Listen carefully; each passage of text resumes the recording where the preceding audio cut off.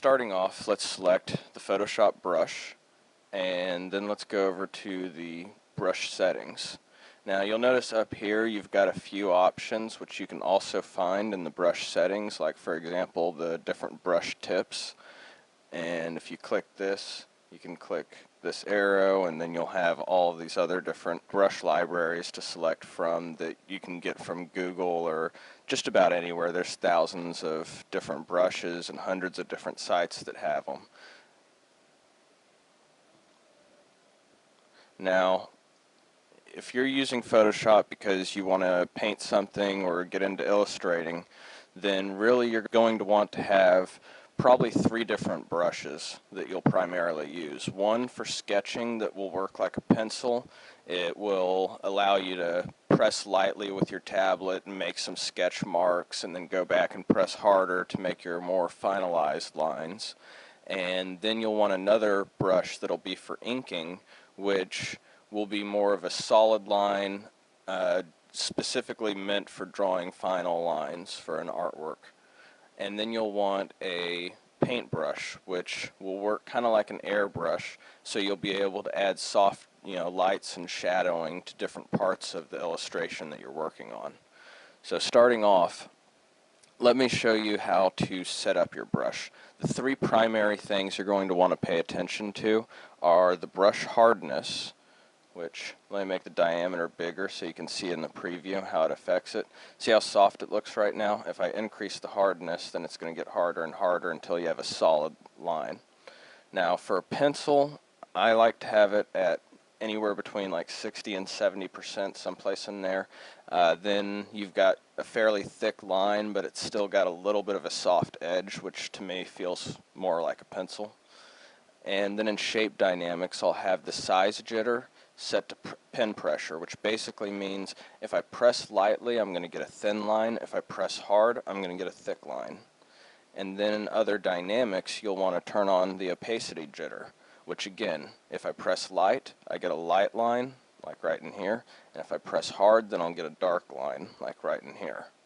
Once these are set up, put your tablet in hand and test out your brush to make sure it's the way you like it, which that's actually not bad, but I prefer to have a smaller tip.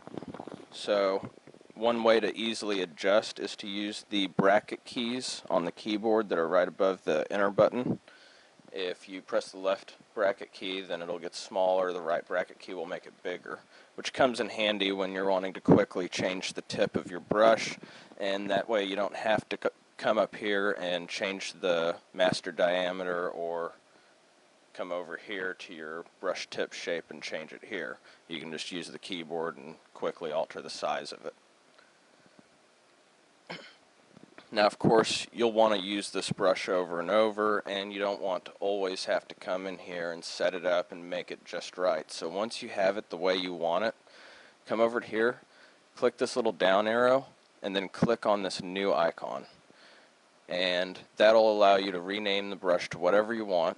Hit OK, and now it appears in this list. So anytime you want to use it, no matter what brush you're using, if you've got one of your special brushes loaded and you're painting dragons all over the place, and you decide, hey, I want to make the mustache on this one bigger, well, then you can go and click your tool, and you've got it set up just the way you had it before.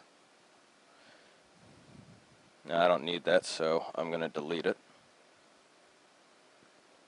Now the next tool that you'll want is your inking tool. Oh, also usually when I sketch with the pencil, I have the opacity down to about 30% or so. That way I can lightly sketch out the outline of, say, a person's head or something, and then go back in and start adding the more defined details. And I am obviously not really trying on this. I'm just going to make a crazy anime character really quick. Give him a little nose, little eyebrows, a couple horrible eyes, and a little grin. Okay, so there's my horrible anime character. Now, to give you an example, let's say that you wanted to ink this horrible thing for some reason.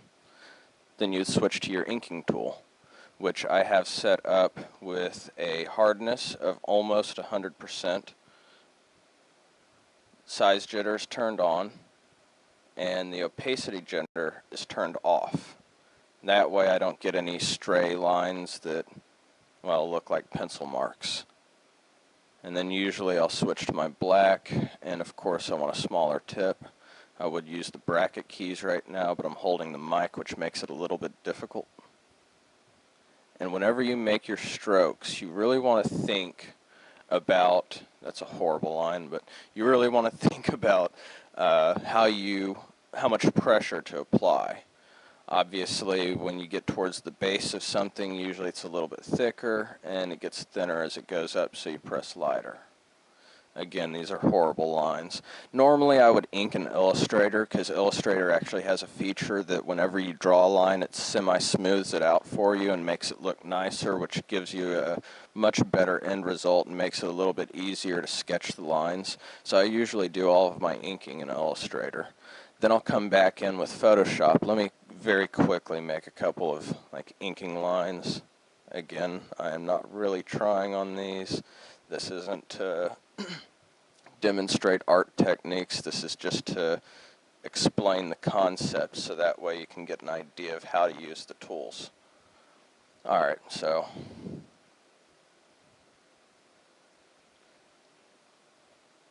let's say that's our guy. And now we want to paint him. Well, then you would switch to your paintbrush, which I have set up with hardness almost down to 0%, the size jitter set to pin pressure on, and also the opacity jitter set to pin pressure on.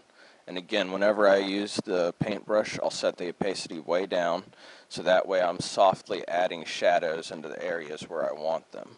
If you try to add shadows too quickly or try to turn it up too much, then you'll find it makes it a little bit more difficult to get the results that you want.